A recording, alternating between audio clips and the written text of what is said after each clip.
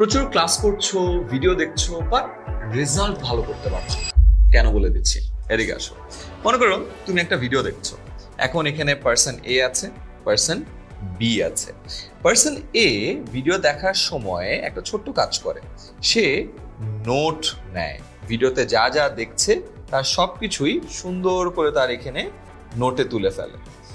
আর person B যখন ভিডিওটা দেখছে বা ক্লাসটা করছে, তখন সে নিজের মোবাইলে গুতোগুতি করে, ক্লাসও করছে ল্যাপটপে, এদিকে মোবাইল দিয়ে আরো অন্য কিছু ব্রাউজ করছে।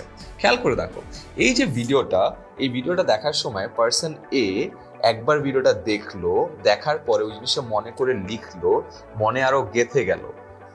আর এই পার্সন এ যখন পরবর্তীতে রিভিশন দিবে, এই নোট দেখে কিন্তু সে আবারও রিভাইজ করতে পারবে। তার আবারও পুরো ভিডিওটা কিন্তু দেখার কোনো দরকার নেই, কারণ ভিডিওটার জিসটা কিন্তু